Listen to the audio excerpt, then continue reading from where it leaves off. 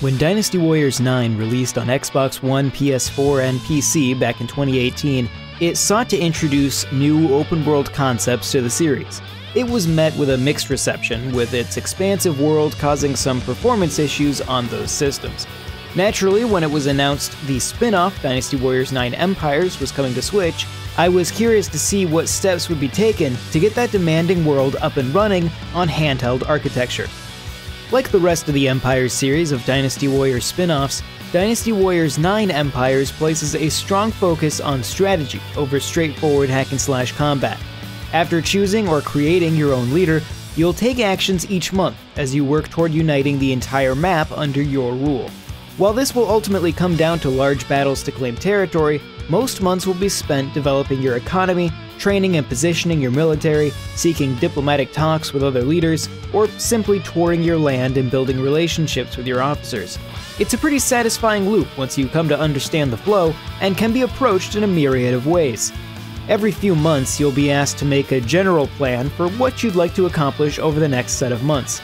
Planning well so that you can meet those goals in the months that follow is rewarded, but you won't be outright punished if plans need to change to deal with an unexpected move from an enemy. Most of this is done via menus, but it's when you actually start engaging with the open world of Dynasty Warriors 9 Empires that things start to run into trouble. There's just no beating around the bush here. Dynasty Warriors 9 Empires is one of the ugliest Switch games I've played in quite a while. Grass spouts from the ground comically close to the camera, shadows draw in so late that I often feel like I only catch a glimpse of them before the camera passes them by. Trees pop into existence in full view of the player and remain as 2D billboards until coming into very close range. Fine details are essentially non-existent, even in your immediate area. The open fields look hilariously sparse, and towns constantly flicker between level of detail settings. When in combat, enemies often fail to draw until you're already standing among them. As a result, battlefields look empty outside of your immediate surroundings and carry with them no sense of scale. All this unfortunately doesn't even result in smooth performance. Just walking through the open world generally causes a sustained drop below the 30 frames per second target, and combat often hovers at around 20 frames per second. It's disorienting and uncomfortable to play.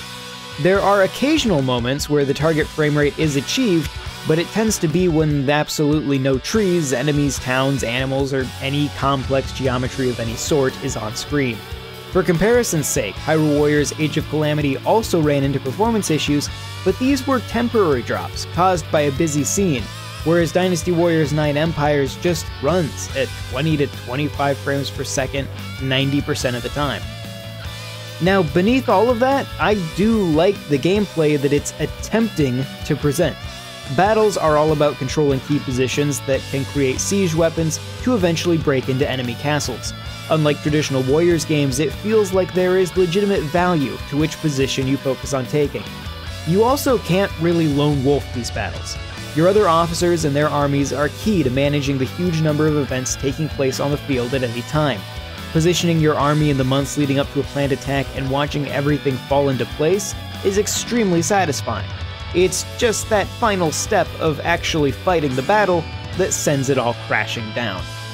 Interestingly, it's the fact that this is part of the Empire spin-off series that somewhat redeems it. Were this a straight port of Dynasty Warriors 9 with its strong focus on open-world combat, this port would be arguably unplayable.